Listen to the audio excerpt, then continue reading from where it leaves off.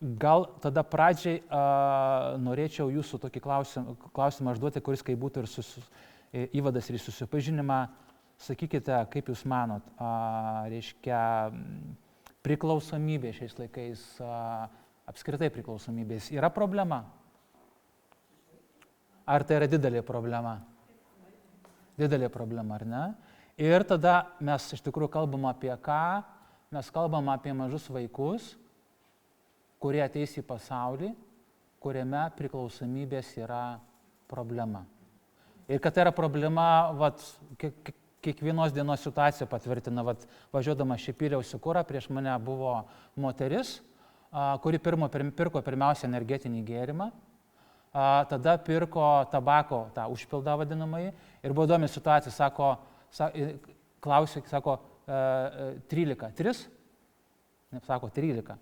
Nugirdo, kad 3, jinai persigalvojo, sako 5. Susimažino, ar ne? Ne pinigai buvo problema. Ir dar pirko teleloto bilietą. Tai aš ten tada laukiau, tada nuėjau į kitą eilę, nes jinai gana ilgai užtruko.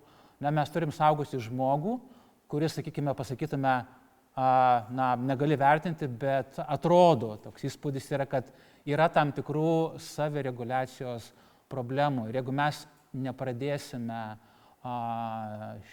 įvesdinti vaiko, kad ir kaip keistai tai skambėtų, į priklausomybių kamuojamą pasaulį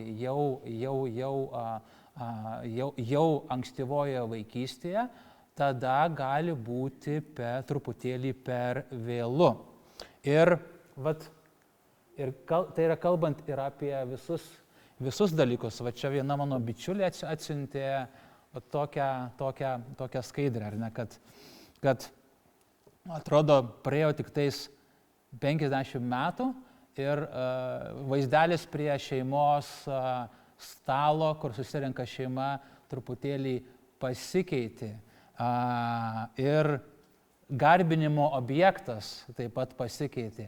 Bet skirtumas turbūt tarp maldos yra ta, kad malda suvienyje žmonės tam tikrų tikslų, tai socialiniai tinklai, telefonas atskiria. Gal suvienyje virtualiai su kitais žmonėmis, aš nežinau, gali būti ar ne, bet šeimoje toje pamatinėje ląstelėje atskiria.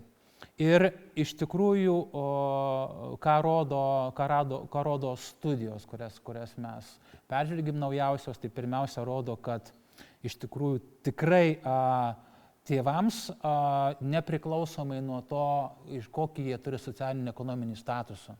Nes mes dažnai galvojam, kad čia reiškia tų socialinę riziką patiriančių šeimų problema daugiau išmanieji telefonai yra.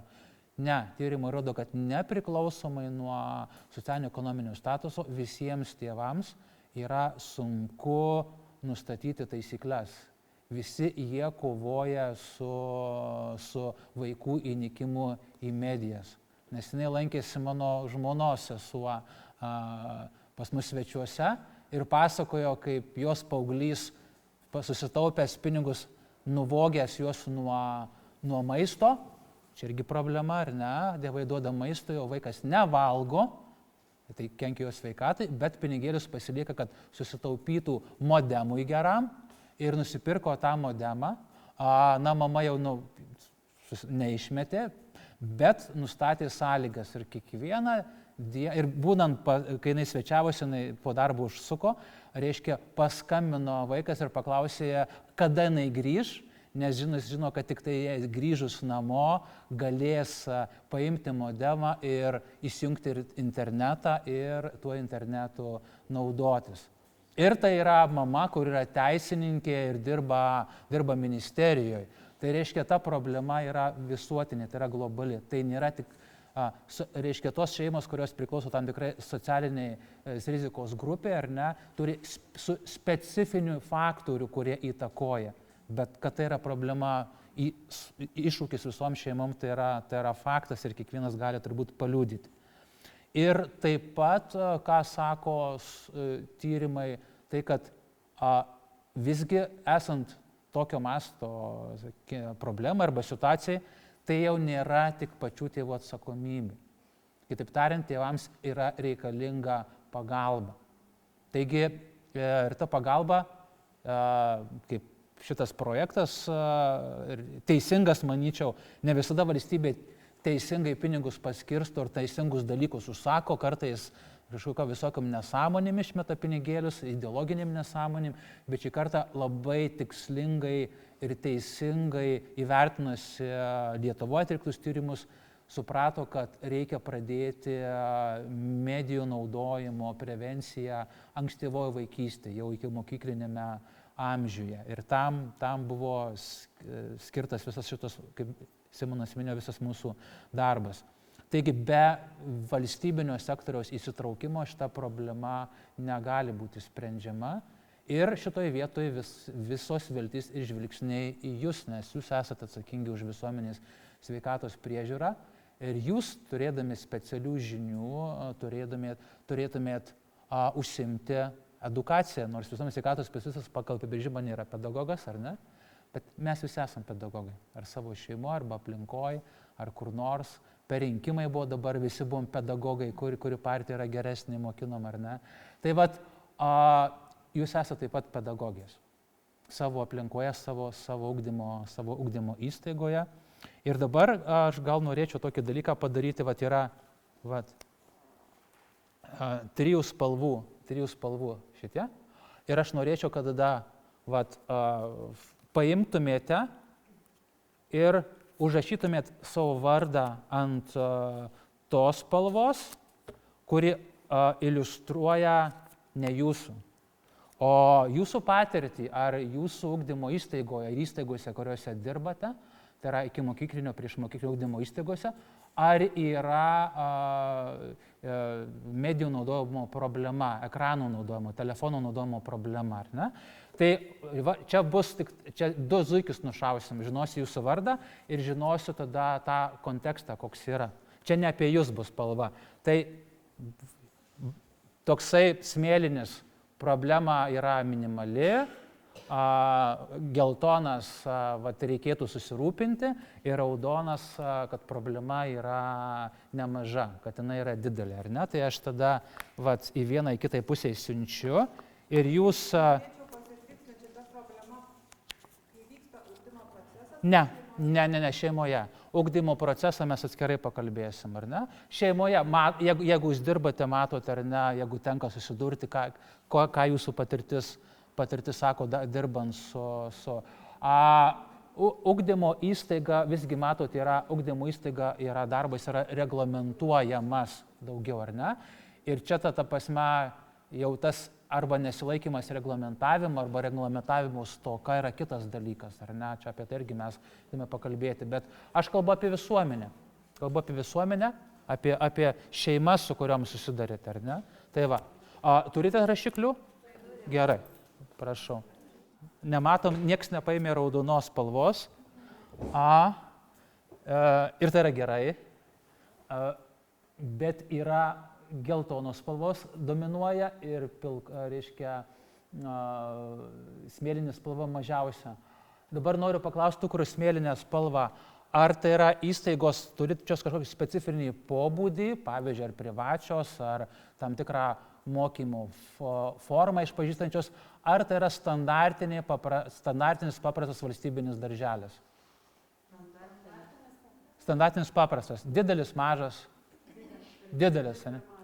Didelis ir mažas. Reiškia, taip truputėlį orientuotis galima situacijai. Tai, bet vis tiek daugiau pasirinko, kad šiokia tokia situacija reikalauja atkreipti tam tikrą dėmesį.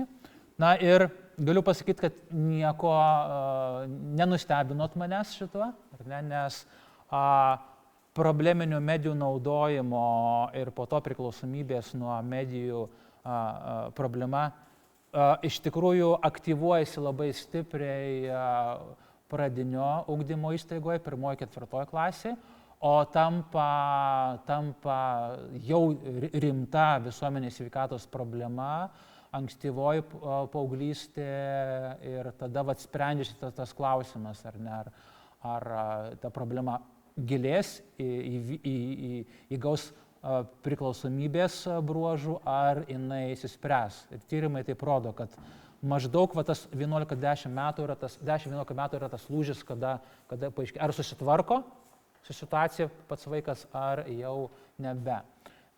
Bet jau ankstyvoji vaikystė egzistuoja tam tikri, kaip vadina visuomenės sveikatoj, prekursoriai, ar ne tam tikri, žinot šitą žodį, prekursoriai, kurie įtakoja arba gali įtakoti, kad kai ateis tas vėlesnis laikas, ankstyvoji paauglystė, nebegalės vaikas susitvarkyti. Tai jau ankstyvoji vaikystėje dera atkreipti dėmesį į tuos faktorius ir taip pat rodo, jūsų pažymėjimas rodo, kad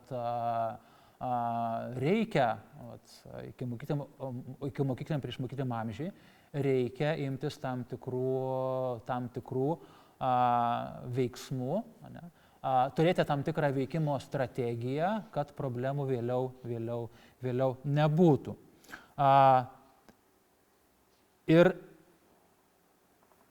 toliau. Ir taip, jūs esat visiškai teisios, mes negalime dar šitame amžiuje kalbėti apie priklausomybę, nes priklausomybės vystymasis yra procesas, jis užima tam tikrą laiką. Galima kalbėti tik apie tam tikrą polinkį arba tam tikrus elgesio modelių formavimusis, tam tikrus elgesio įpročius, kurie vėliau, jeigu nekoreguojami, sukels problemų. Tai va, dabar porą savokų reikia pristatyti, nes turėjom patys apsibrėžti, kaip mes kalbam. Tai pirmiausia, dažniausiai naudoju priklausomybę nuo interneto terminą, internetas, bet internetas yra tam tikra viena iš formų, nes gali būti veikla ir ne internete, bet su kompiuteriu. Tai nusprendėm kalbėti apie medijas. Medija plačiaja prasme tai yra komunikacijos priemonė, kuri perduoda informaciją. Ir medijinis amžius prasidėjo ne dabar. Kikime, medijinis amžius prasidėjo su spaudos išradimu 15 amžiuje, Gutenbergas, ar ne? Bet pagrindą jinai įgavo tada, kada ne tik tais tekstinė informacija buvo pradėta tiražuoti ir prieinama, bet taip pat ir garsas ir vaizdas, objektai. Kada įvyko audiovizualinė revoliucija ir tyrinėtojai sako, kad tai yra 19 amžiaus vidurys, kada atsirado fotoaparatas. Čia medinio amžiaus pradžia, kuriame mes ir gyvename, o internetas, sakykime, sukūrė tik labai stiprų impulsą arba patį pagreitį.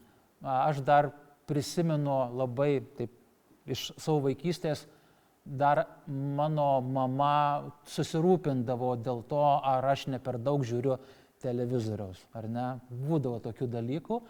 Ir jau tyrimai, ir jau tada buvo pirmieji visuomenės sveikatos tyrimai šitoje srityje, praeito amžiaus viduryje jau irgi tyrė ekrano įtaką, televizijos įtaką, nes serialai, įtraukumas, jau šitie visi dalykai buvo anksčiau. Internetas tą visą reiškinį, čia kaip palyginti važiavimas su arkliu, iš vieno taško į kitą jau ratos yra revoliucija, bet internetas tai yra kaip viršgarsinė transporto priemonė, lėktuvas, ar ne? Tai tokį postūmį davė visam šitam reikalui.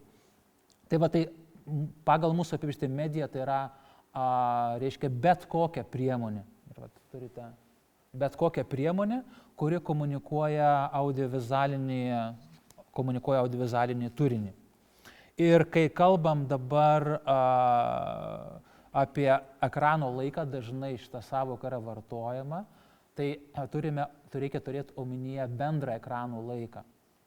Ir rasite tėvų metodikoje vieną nuostabią iliustraciją ir pačiam kaip tėčiui buvo labai toks aha momentas, ne, mes dažnai kalbam, ar ne, kiek mūsų vaikas pramogauja, arba kiek mūsų vaikas nudirba su tuo. Bet atkreipkime dėmesį, kiek daug yra taip vadinamas media exposure. Tas žodis nelabai verčiasi, bet buvimas ekranų įtakoje, jis yra labai didelis. Ir net paėmus paprastą šeimą, tai ten yra labai gražus paveikslėlis, kur dienos šeimos ciklą galima parodo ir jūs galite pamatyti, koks yra stulbinančiai didelis ekranų poveikis. Ir tą irgi reikia įskaičiuoti kaip ekraninį laiką. Jeigu tėvai vaiką veža į darželį viešojų transportu, ar ne, Kaune, pavyzdžiui, arba Kauno rajone.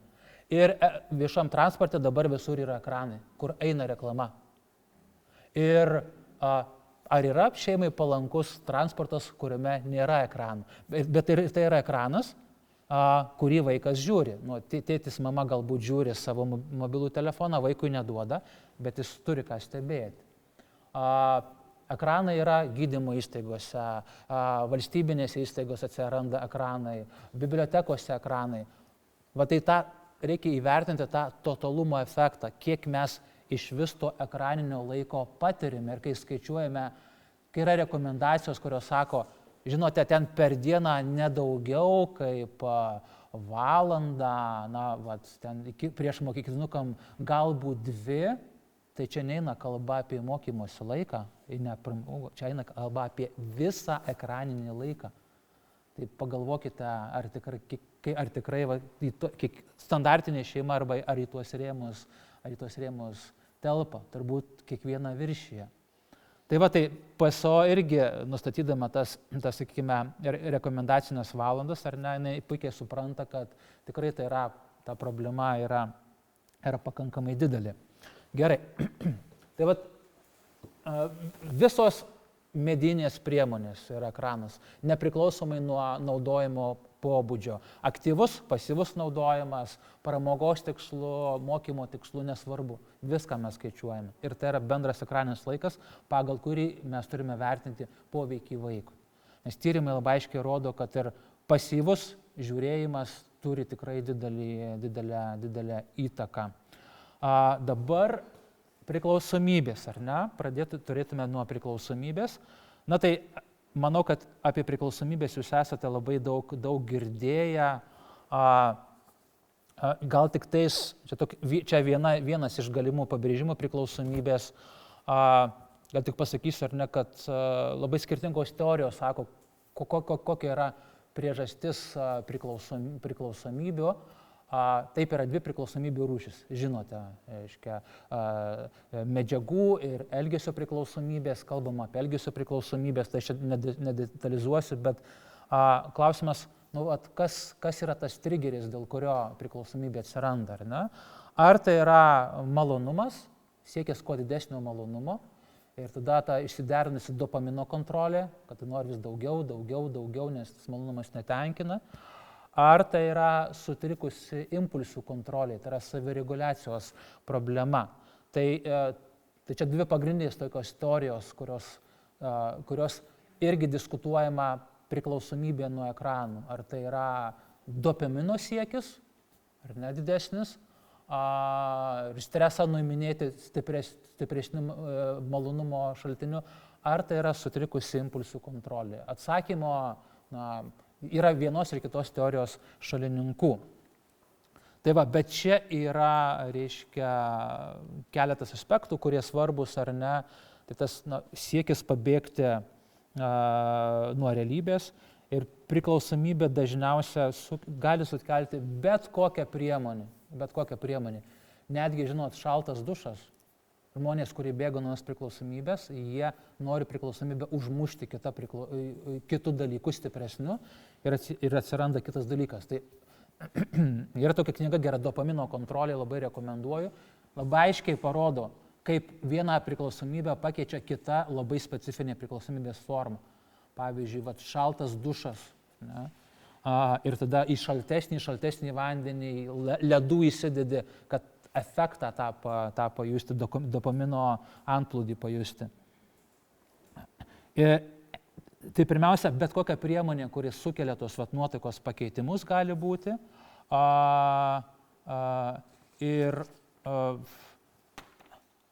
kitas dalykas, kurį turėtų omeny, kad čia yra tas sutrikęs santykis su tuo objektu arba veikla, nes vieni gali naudotis internetu saikingai arba, reiškia, leisti laiką internete ir nepiknaudžiauti, to kiti negali. Tai būtų galima pasakyti, yra sutrikęs santykis su tam tikru objektu arba su tam tikra veikla. Kaip medikai pasakytų, atsiranda patologinis emocinis santykis.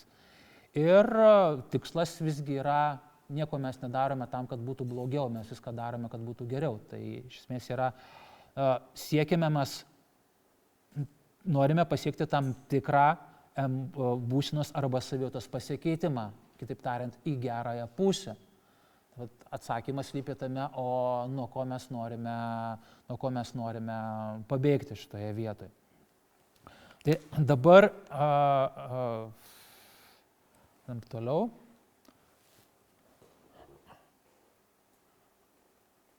Bet esmė turbūt ta, kad bandome pabėgti, bet jau pats žodis, jeigu jums etimologija nežinoma, pats žodis priklausomybė yra nuo lotyniško termino adicere, kuris reiškia pavergtas arba surištas. Tai paradoksaliai, žmogus nori nuo kažko tai išsilaisvinti, streso, įtemptų santykių šeimoje ar dar kažko, realiai patenka į vergiją, yra surišamas.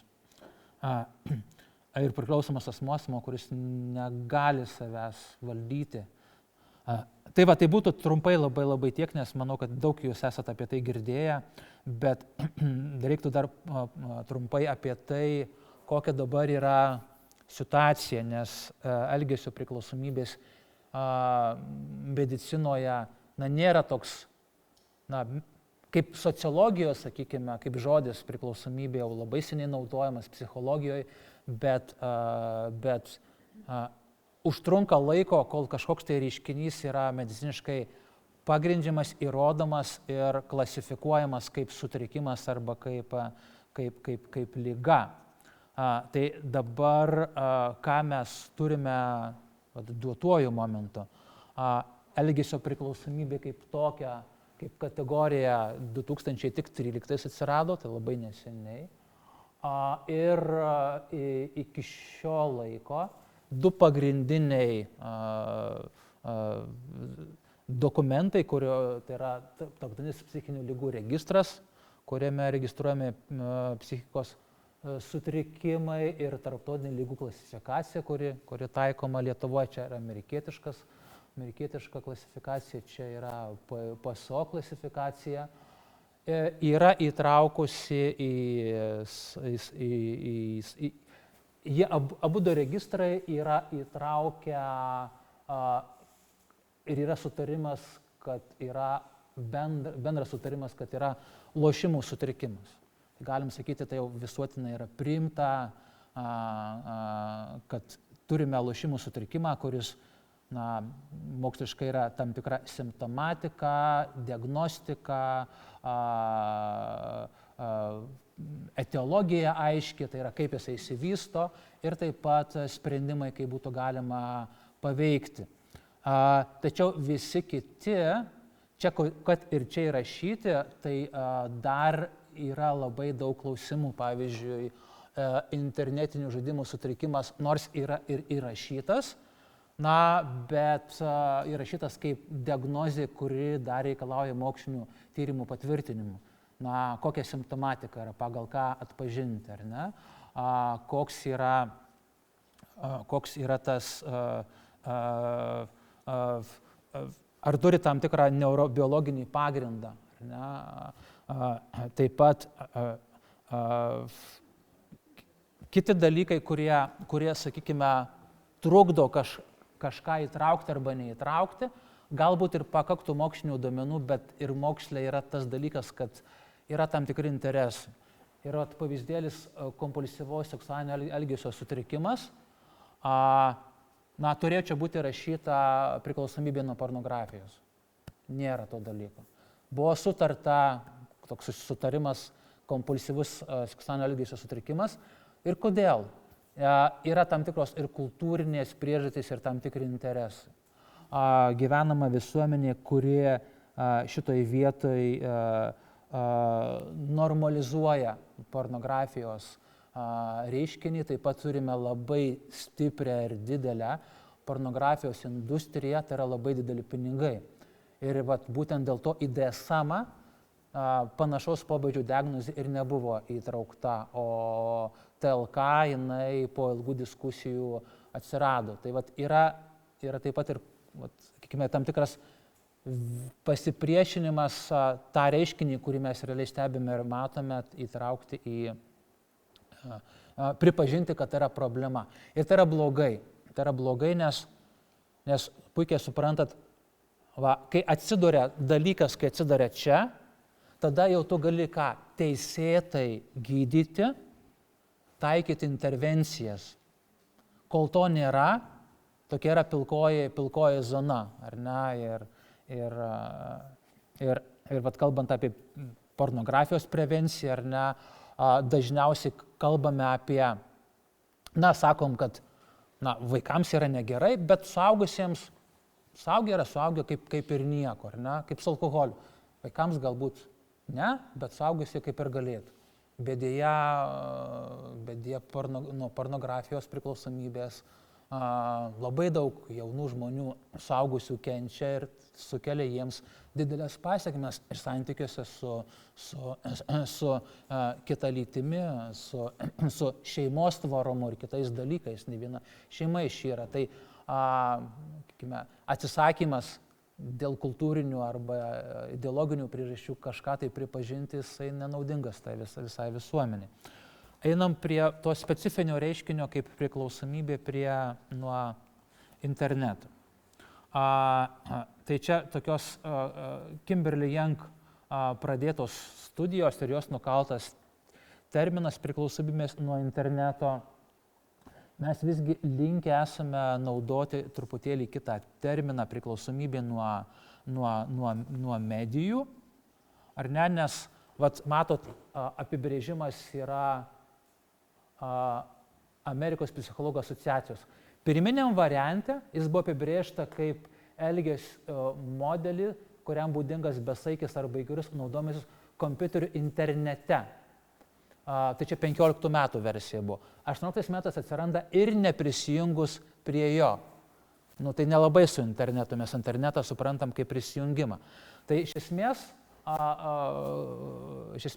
tas savoka priklausomybė nuo interneto, kur dažnai yra vartojama, siūlau ją laikyti tokiu operaciniu terminu. Operacinis reiškia nusakantis tam tikrą lauką arba spektrą, kuriame yra įvairių priklausomybių, nes Kimberly Young tyrinėjo bendrai priklausomybę nuo interneto, bet dabar yra tyrimos specifinės sritys. Priklausomybė nuo socialinių tinklų, priklausomybė nuo kompiuterinių žaidimų, lošimų internete, kompulsyvus apsipirkinėjimas internete. Aš jau stebiu, matau, kaip studentės važiuodamos troleibuse, jau tas yra tos programėlės apsipirkimo ir nuolat.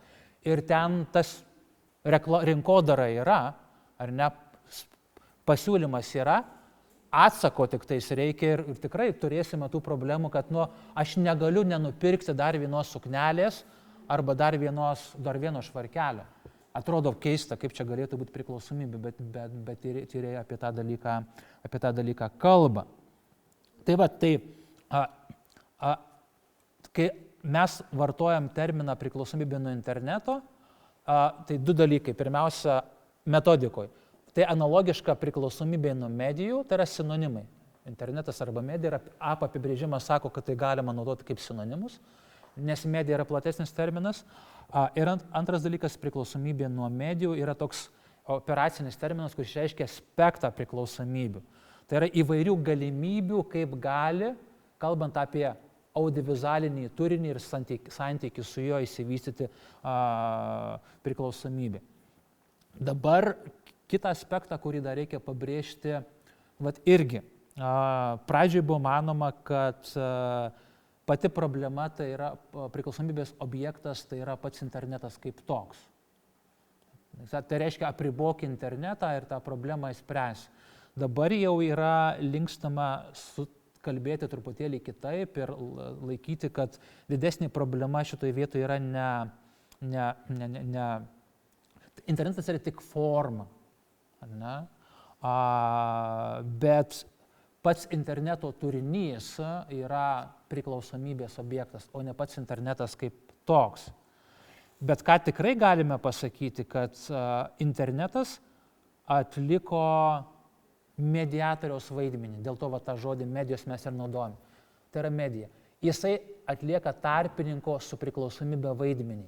Tai jeigu ir ką mes pastebim, atgimimą arba, sakykime, bangą tų priklausomybių, kurios visada egzistavo, bet jos buvo tokios, sakykime, visuomenės paribyje arba būdingos tam tikrom socialiniam grupėm. Pavyzdžiui, kompulsinis seksualinis sutrikimas. Ar ne? Nu, tai sakykime, čia, tie, kurie vartoja pornografiją daugiau, ar ne, tai čia vyrai, kurie eina perka žurnalą, Playboy ir dar kažką ir taip toliau. Tai jeigu nėra prieinamumo, jeigu yra specializuotos parduotuvės, nėra prieinamumo, tai tada tai bus būdinga tam tikrai visuomenės siaurai dalį, dėl tam tikrų priežasčių. Bet dabar internetas sudaro galimybę pornografinės priklausomybės faktiškai neribotam naudojimui. Ir į rizikos grupę patenka kur kas daugiau žmonių. Viena iš priežasčių, kodėl prancūzai apribojo išmaniųjų telefonų naudojimą mokyklose, žinot, tai yra pirmoji valstybė, kurie apribojo, dabar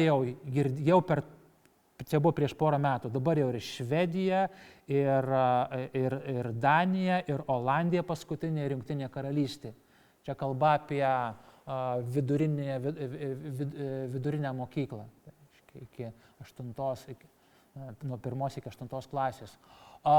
Viena iš priežasčių, tai ten buvo kelios, ten buvo ir patyčių dalykas, dėmesio išblaškymas, mokytis negali, bet dar viena priežastis buvo sekstingas ir pornografinė priklausomybė. Ir yra toksai EU Kids Online europinis tyrimas, kuris nutrūko per COVID, bet buvo daromas kas porą metų, tikrino įvairius parametrus ir jis nustatė 20 metais tokį dalyką, kad mažiausia tarp paauglių 7-11 metų šitoj grupėje, mažiausia yra ekspozicija pornografijai yra Prancūzijoje ir Lietuvoje. Kodėl? Prancūzijoje būtent todėl, kad prieš 2 metus buvo priimtas įstatymas, kuris apribojo. Nes namie kažkiek kontroliuoja tėvai, mokykloje, jeigu nekontroliuoja, tada atsiranda didesnė rizika, ir aš žinau ant savo sūnaus. Jis pirmą kartą pornografinį vaizdą pamatė būtent pradinėje mokykloje. Nes jis pasakė man, nes jis nesuprato, kas tai yra. Tai va, o Lietuvoje, todėl, kad Lietuvoje galioja apsaugos nuo neigiamo poveikio įstatymas, kuris įpareigoja viešos prieigos teikėjus filtruoti informaciją. Ačiū Dievui, kad mes tą įstatymą turime. Tai vat matot, kaip ribojimas prieinamumo gali spręsti priklausomybės problemą. Čia kalba apie elgesio priklausomybės, ar ne? Tai va, tai reikėtų spręsti dar ir naudojimo išmanių telefonų naudojimo mokykloje klausimą, aš manau, reikėtų spręsti. Irgi įstatymo būdu, nes ne be epidemiologinių duomenų padarė prancūzai ar švedai arba olandai tą dalyką. Tikrai tai buvo paremta epidemiologiniais duomenimis. Nu tai va, tai kaip ir viską turbūt pasakiau, operacinis terminas yra daug didelis spektras rūšių, internetas yra mediatorius arba tarpininkas, padeda, suteikia prieigą, ar ne? Suteikia prieigą. Dabar, kalbėdami apie priklausomybę nuo medijų, mes turim suprasti, kad čia kalbame apie tam tikrą spektrą. Nebūna taip. Vat. Atsibudau, pasidariau kavos ir supratau, man jau priklausomybė nuo kavos. Turi būti ilgalaikis vartojimas ir dar kontribuciniai faktoriai, kurie įtakoja to objekto pavertimą priklausomybės objektu, ar ne? Didelis stresas ar dar kažkas. Tai kalbam apie spektrą, tai yra tam tikrą procesą, kada vystosi priklausomybė ir galime skirti tokias spektro dalis.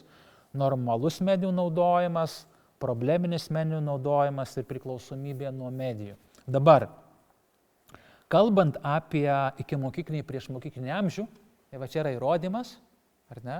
Nes būtume raudonų užrašę, mes negalim kalbėti apie priklausomybę nuo medijų. Techniškai dar per mažas laikas, sakykime, aš kaip juokauju, tą GPS-ą susiorientuoti gyvenime dabar tėvai neduoda ką tik gimusiam kūdikiui. Ir 1 metų dar neduoda. Ir 2 dar neduoda. Žinot, ką tyrimai rodo? Jungtinėje karalystėje, pavyzdžiui, ties su 4 gimtadieniu. Klasikinė standartinė dovana yra išmanusis telefonas. Ne bet koks, o išmanusis. Tai vat 4 metų yra ta riba.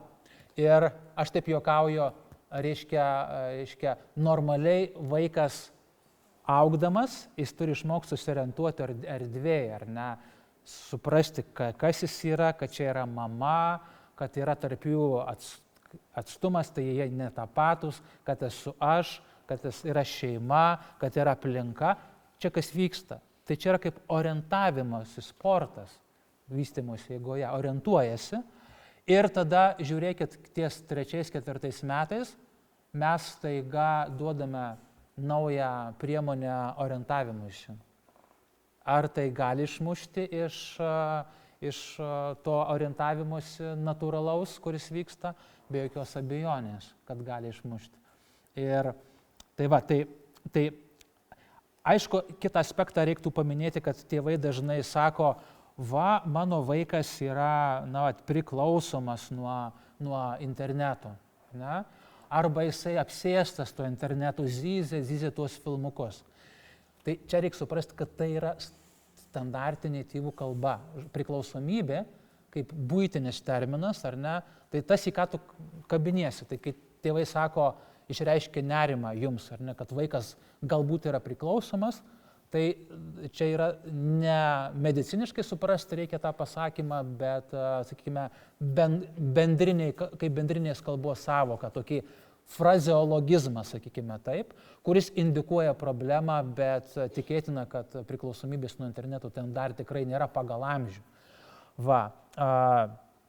O natūralu, kad vaikas zyzia arba dar kažką, nes jo savireguliacija tik formuojasi.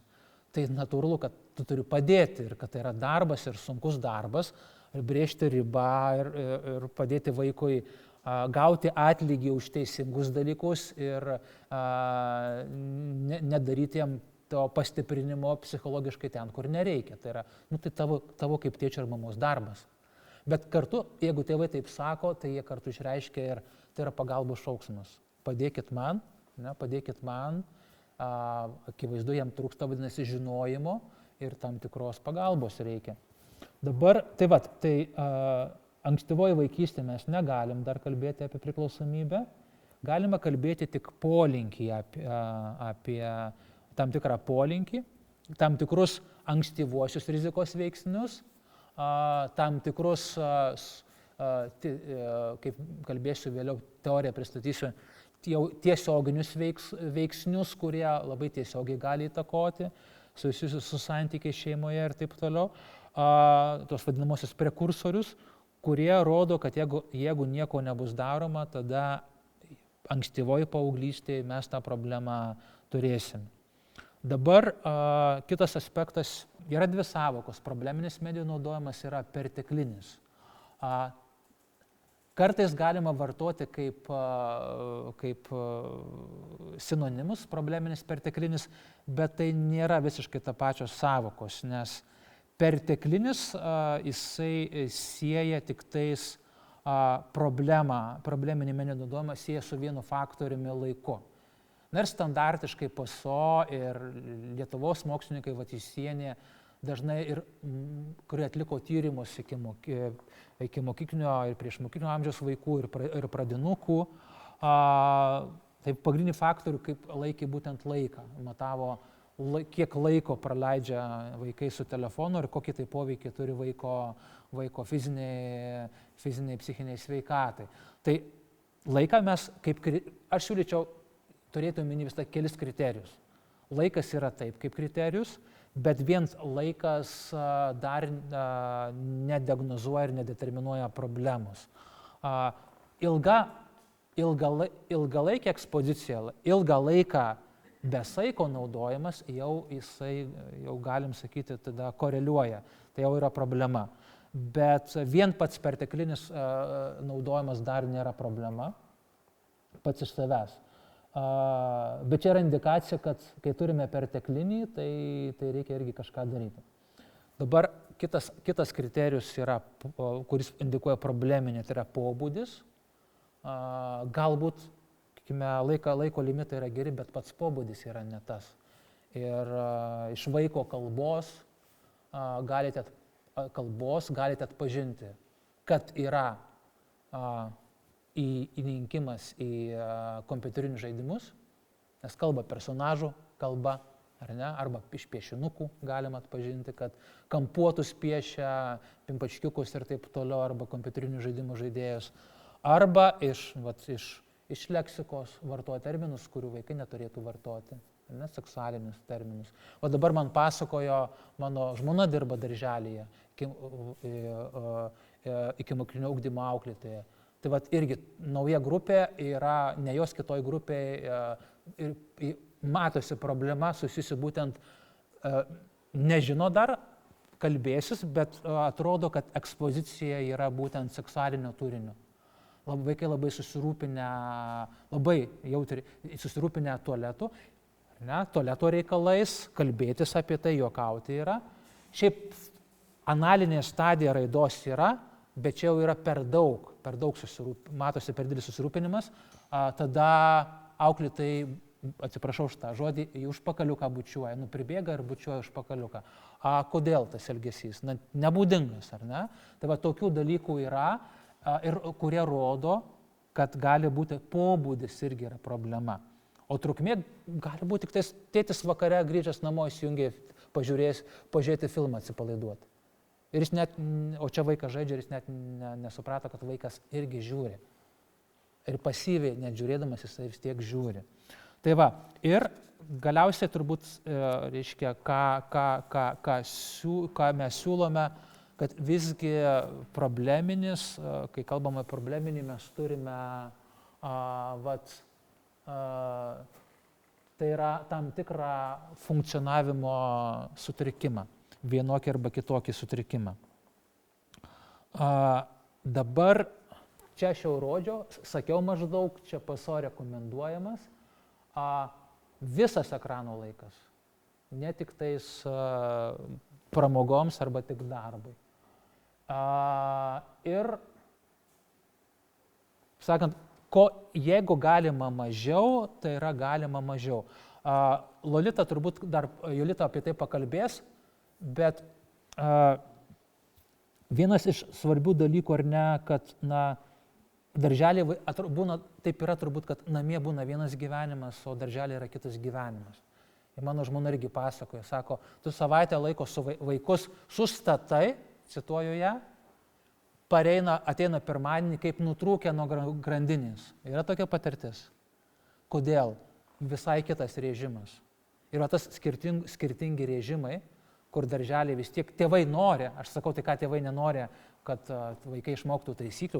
Ne, jie labai nori. Jie nori, kad ir išmoktų taisyklės, ir lovytę pasikloti, ir savim pasirūpinti, ir ekranų nebūtų, bet to pačio režimo neįjungia namuose. Ir vat čia klausimas tada, target grupė, rizikos grupė yra, klausėte, čia problema reiškia įstaigos ar tėvų. Su tėvais turbūt labiau reikia dirbti. Ir tai, ką aš kalbu jums, jūs turėtumėt kalbėti tėvams. Tai tikrai naudokitės tam dviem priemonėm. Tėvų metodiką galite pagal ją pasiruošti paskaitėlės ir dirbkite su tėvais. Tėvams to reikia žinių. Ne jums reikia žinių, jiems reikia. Ir jūs turite galimybę tą dalyką perteikti. Tai va. Na ir apibendrinant, ar ne, reiškia, tas yra normalus medijų naudojimas ir tikrai gali būti normalus, nes, visai ne į tą pusę nuėjau, normalus gali būti, netgi, sakykime, tai ir kontekstinis dalykas. Kūdikiai taip, nereikia kūdikiai ekspozicijos mobiliaus telefonų, bet jeigu, pavyzdžiui, yra tokia situacija, tėtis dirba Norvegijoje, grįžta kartą į pusę metų, tai Zoom per Skype'ą pokalbis pamatyti tėčio veidą per mediją yra geriau, negu visai jo nematyti. Tai ekspozicija gali būti, bet yra klausimas saiko ir tikslo, ne, su saiku ir kokiu tikslu tą dalyką naudoji. Ir turbūt jūs kaip visuomenės sveikatos specialistas daug kalbate apie higienos įpročius, mitybos įpročius. Tai paėmėt plakatą, dabar laikas kalbėti ir apie skaitmeninės higienos įpročius, nes šitie statistika ką rodo? Elgesio įpročiai, kurie susiformuoja šitoje srityje ankstyvoje vaikystėje, persikelia į vėlesnį amžių. Kaip dabar paklosite, taip vaikas ir įsimiegos. Arba jei neišmoko pakloti lovos, tai ir suaugęs nepasiklos. Nėra tokio dalyko, kaip gimiau menininkų šeimoje. Gimiai šeimoje, kurioje tėvai nepasirūpino, kad šitas įgūdis atsirastų. Gali būti, kad jie buvo menininkai, ar ne? Bet ne dėl to, kad jie menininkai to įgūdžio neatsirado. Nes aš pažįstu ne vieną menininką, kurie labai gerai formuoja socialinius įgūdžius ir yra labai aiški drausmė. Tai čia ne nuo to priklauso. Einame prie atpažinimo ir čia turime irgi klausimų įvairių. Kad atpažinti, ar ne, reikia žinoti simptomus.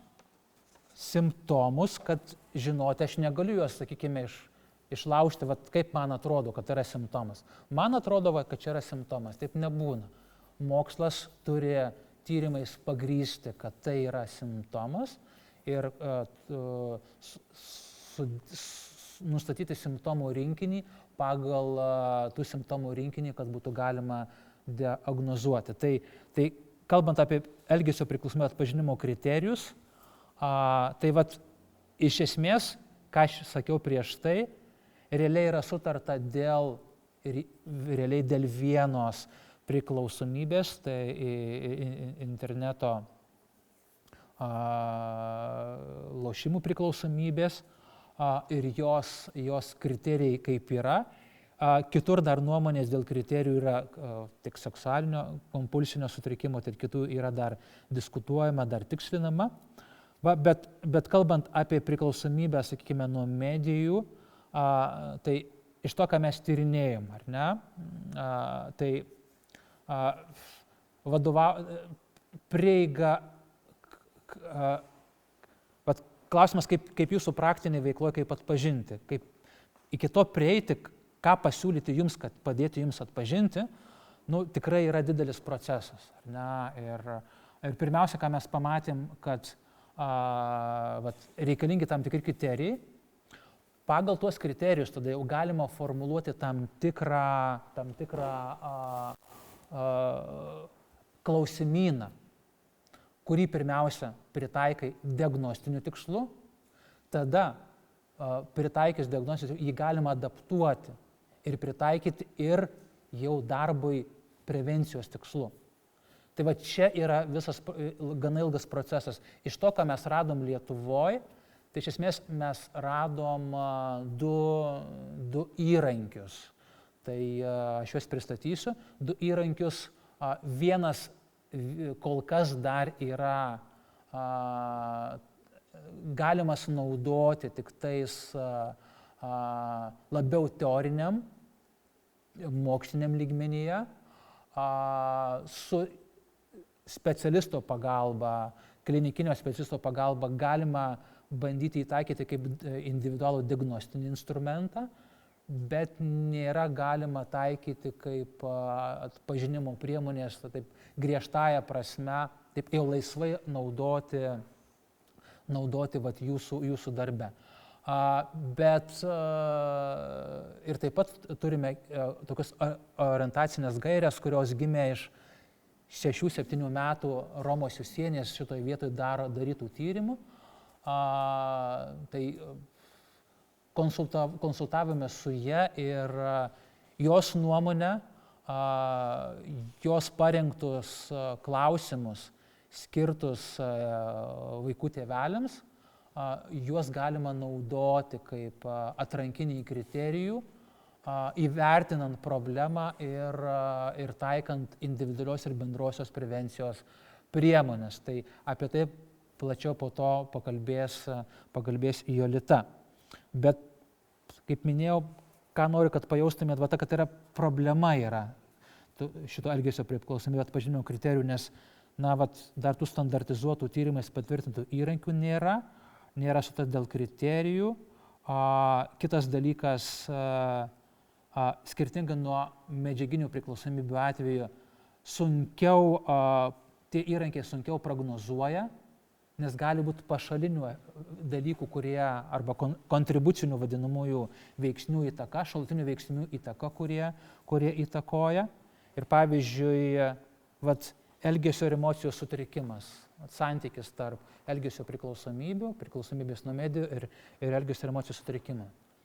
Jų tarpusavio ryšys. Tiesioginis, ar tai yra tik koreliacija?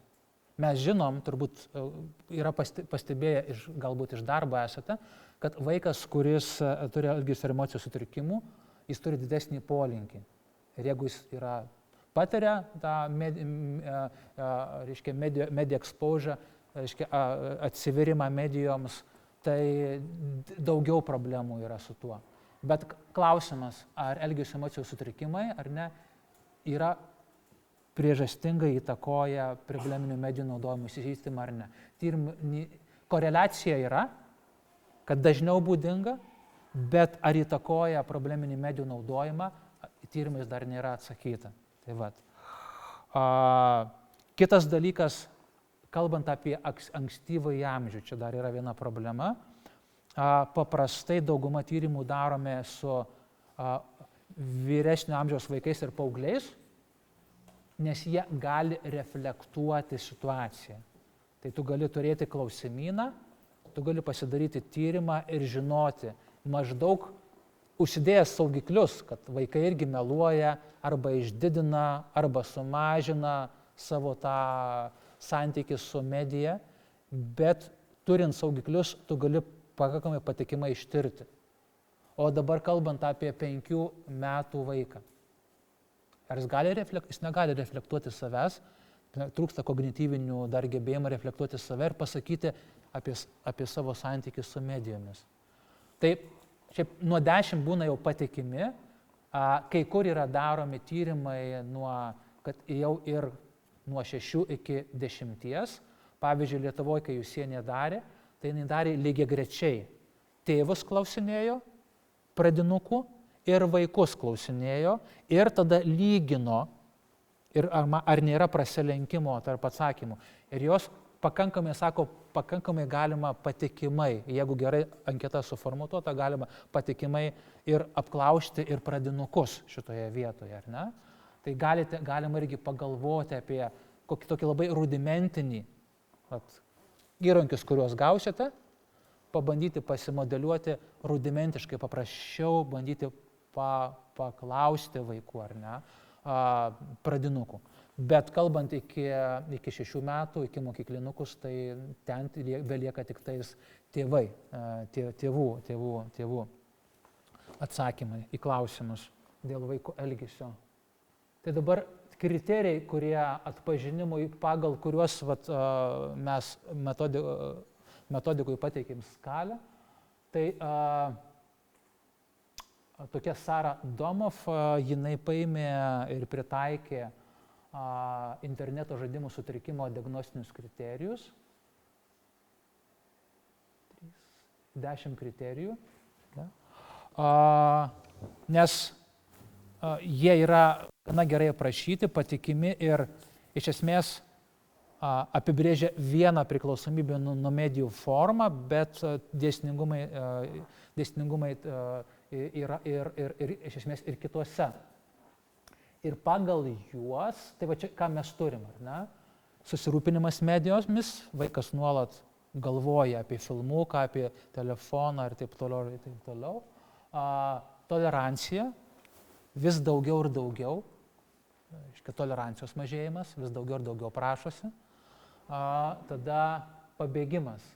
Tai yra naudoja mediją, kad pabėgtų ir sumažintų neigiamą poveikį. Ne, kaip sakant, tėvai pykstasi, paauglys užsideda ausines ir įsijungia garsiai muziką, nes bėga nuo stresinės situacijos, nuo pabėgimo efektas. Ir čia yra iš esmės indikacija, nes vaikas turėtų išmokti dorotis su stresu, užuot mokinęsis dorotis su stresu, jis taiko pabėgimo strategiją ir tada neišmoksta streso įveikos ir įkrenta į tą priklausomybės rizikos situaciją. Praranda susidomėjimą kita veikla, ką mano žmona sako, nenori nieko daryti pirmadienį. Buvo čia prieš savaitę ekskursija, žmona pasikvietė, mes gyvenom kaime, pasikvietė į ekskursiją ant lauko, reiškia, dienos centro vaikus. Tai ką aš labai ryškiai pastebėjau. Rizikos grupė ateina, pamato naują dalyką, visiškai naują nematytų, nestandartinį namą, nestandartinės veiklos. Pirmas, nenori, neįdomu. Klausė, tai ką, kodėl telefoną paėmė, jo telefoną paėmė. Pasimetėjau į dienos centrą, surinko į dėžutę telefonus, užrakino, tada važiavo į ekskursiją. Ne? Susidomėjau, kita veikla praradimas. Internetas yra vagis laiko, jisai kitus dalykus paima. O laiko išteklių mes turime ribotą. Tai ne todėl neduoti vaikui telefono, bet kad atsirastų erdvė ir proporcijos atsidėliotų kito dalyko veikimų. Aš paprastai yra ant savo vaiko matau ar ne, reiškia tėti leisk filmuką pažiūrėti, ne. Pazyzia, o po to praeina tam tikras laiko tarpas ir po to laiko tarpo atsiranda ką veikti. Pradžio nebūna.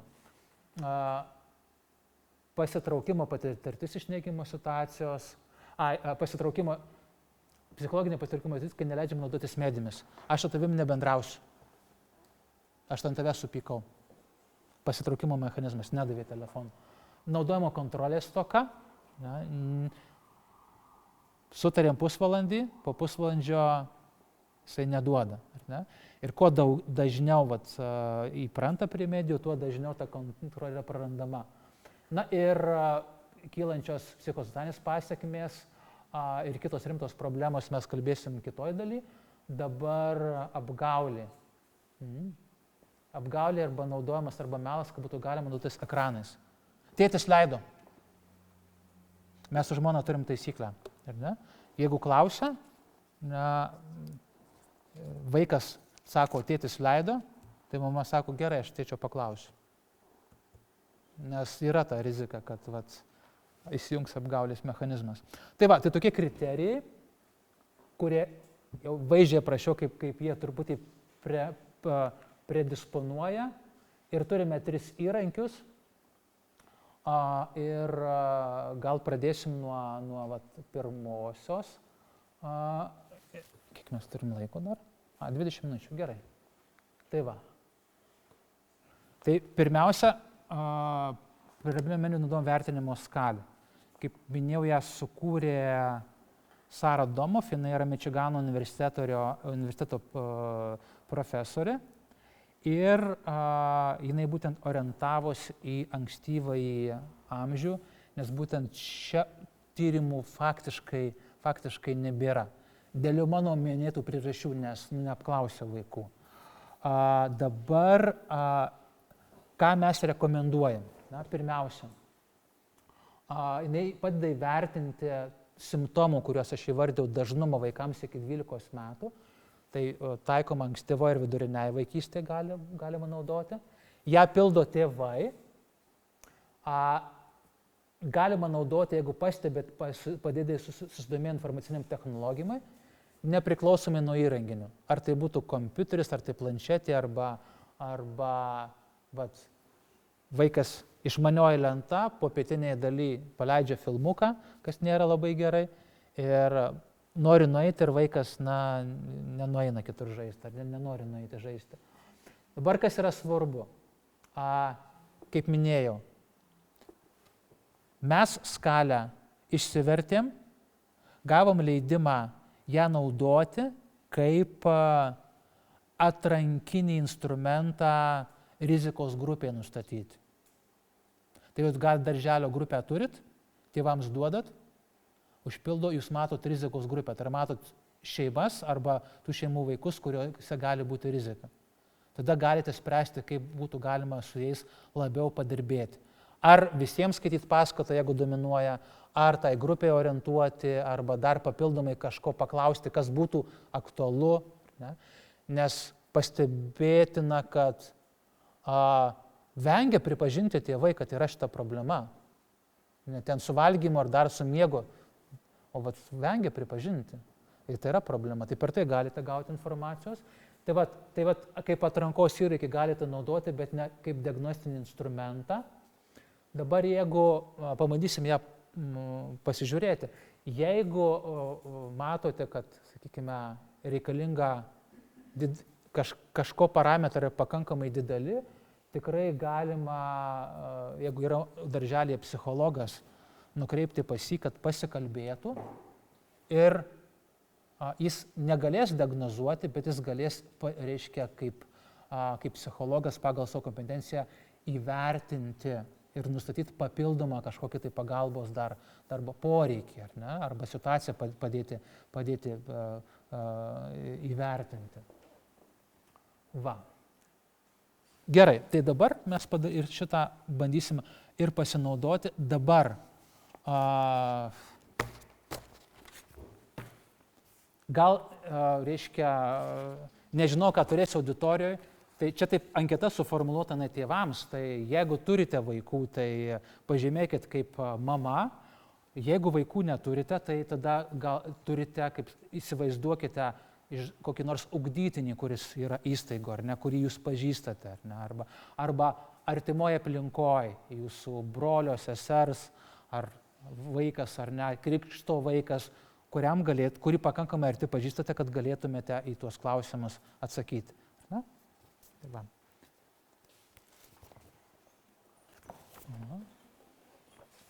Prašau.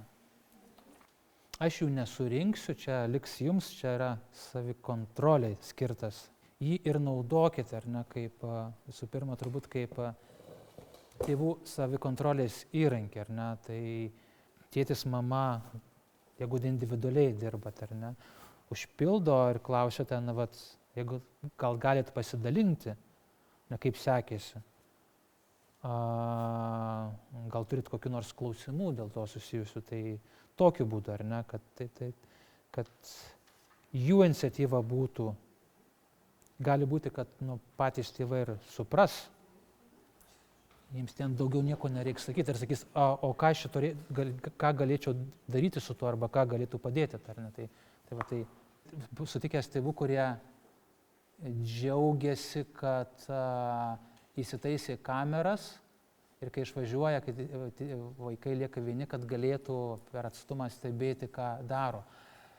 man čia truputį yra pedagoginė prasme, yra saugumo poreikiai suprantu, bet kontrolė taip pat turi turėti saiką arba ribas, vaikas turi turėti, jis auga, kai jau yra pasitikima. Tai man sunku atsakyti klausimą, ar ne, šitą, nes reikia gerai vertinti, bet jeigu tai yra susisiekimo priemonė, ar ne, arba kad tu gali pasiskambinti ir žinoti, kad vaikas ten, gal, bet jeigu, pavyzdžiui, išleidžiu pas senelius su vaiką, nuvežu ir palieku ir aš grįžtu, tai man nereikalinga šita priemonė. Tai o kam jinai reikalinga, ar aš nepasitikiu savo vaiko seneliais? Pasitikiu, man atrodo. Nebent, aš, žinot, išvažiuočiau į užsienį, išvažiuoju į darbą ar palieku prižiūrėti močiutei, kurie jau tenais nelabai prigirdė. Tai kitas dalykas.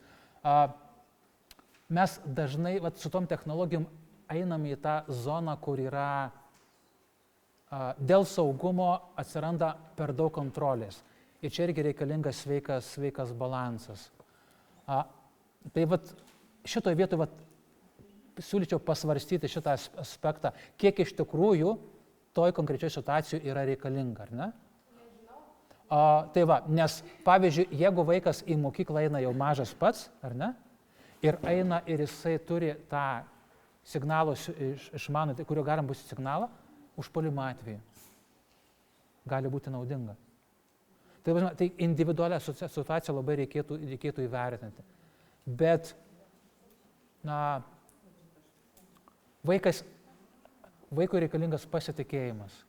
Ir jis vertins ir augs su jūsų pasitikėjimu. Ypatingai, kai prasideda ankstyvoji paauglystė, ar ne? Vis tik pirmiau tu suteiki pasitikėjimo kreditą ir tik po to, kai nepavyksta pasitikėti, ta prasme, kažkas nepavyksta, tada tu kalbėsi ir klausi vaikų, kaip būtų galima padaryti, kad būtų geriau, kad tau išeitų. Ir tada pasiūlai, o gal tada aš kitą pavyzdį paimsiu. Reiškia, pusę valandos žaidimų. Iš 100 vaikų turbūt 95 nesugebės sustoti po to pusvalandžio, nes prarandama laiko kontrolė. Bet nesvarbu, duodi pasitikėjimo kreditą. Nepavyko antrą kartą, tai sakai, matai, nebepavyksta, ką mes galim padaryti. Gal tada padarom taip, užsistatom žadintuvą ir aš galiu tau priminti. Ir tada vaikas kitaip reaguoja, ne kaip į kontrolę reaguoja, bet kaip į pagalbą, kad tu nori jam padėti. Nes jeigu iš karto tu pasakai, čia iškart skambutis ir tai supranta, kad tu jį kontroliuoji. Tai vertinkit tokius.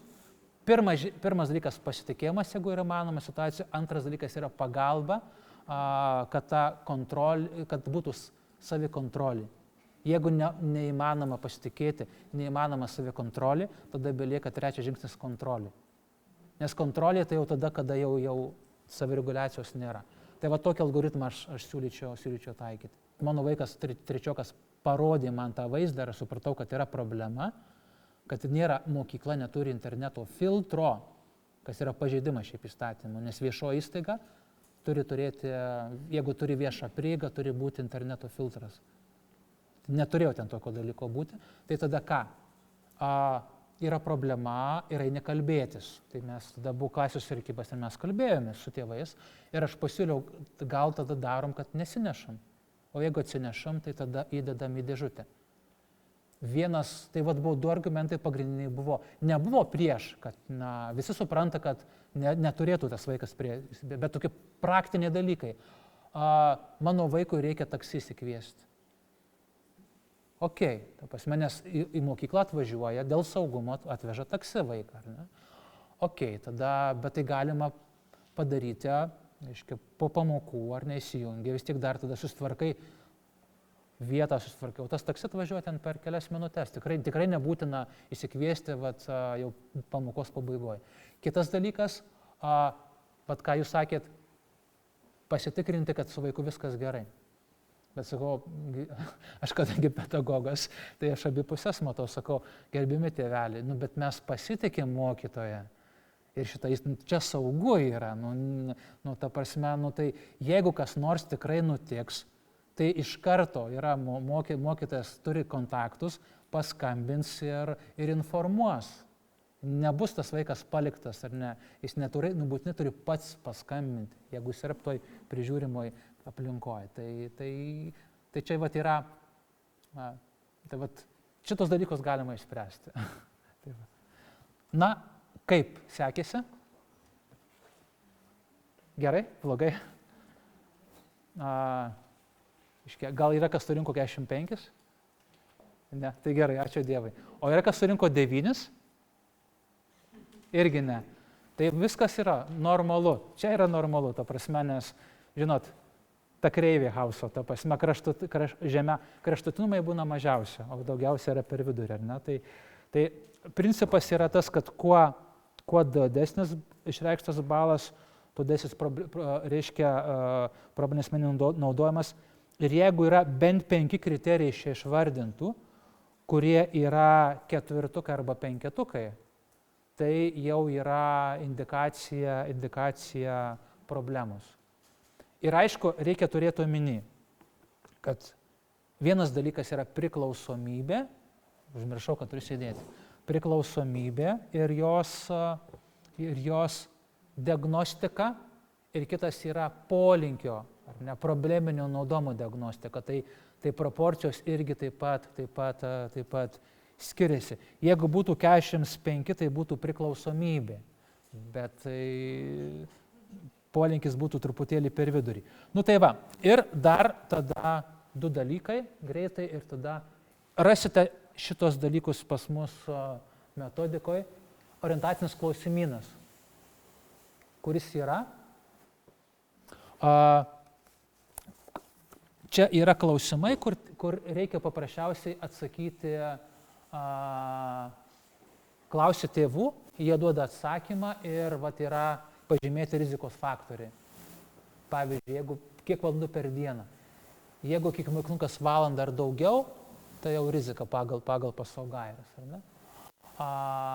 Ar naudojasi neatsiklausęs paslapčiom. Kas yra labai svarbu, ką Lietuvoje atlikti tyrimai rodo, ar ne? Pačių tėvų elgesys, santykis su medijomis ir taip pat foninio TV arba ekrano buvimas, irgi labai svarbu. Tai yra rizikos faktoriai. Va, ką aš minėjau ir rodau čia, tas žemėlapis. Klausimynas įvertina tą spektrą, kur susidarė su ekranais. Ne vienas, ne tik tais pramogos, ne tiesioginės, ne tik tais studijos, bet visas spektras. Valgyti, vairuoti, vizitų laukti ir taip toliau. Pagrindiniai tokie tabu arba ne vėliavėlės yra maitinimas, migdymas ir vaiko raminimas, medijų pagalba ir vaiko užimtumas, kad netrukdytų. Šitas labai standartinis dalykas yra. Tai šie tokios pagrindinės rizikos, pagal kurias galite identifikuoti, kad yra tam tikra rizika. Skirtingai nuo to klausimyno, čia yra, matot, nėra, kad surinkti balų tašką reikia, bet gairės parodo, kad kažkurioje tai konkrečioje vietoje gali būti tam tikra problema ir indikuoja, su kuo galėtumėte dirbti. Va.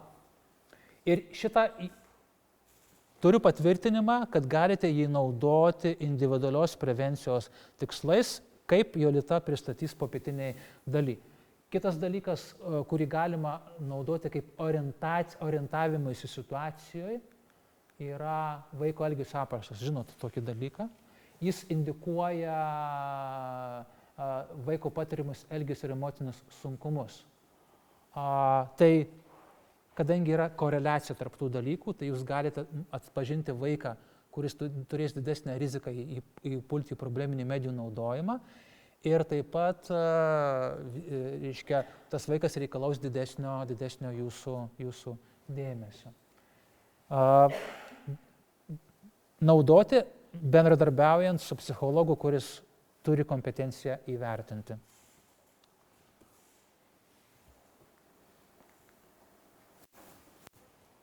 Ačiū uždėmesi, mūsų visų idealas, ar ne? Va, laiminga šeima.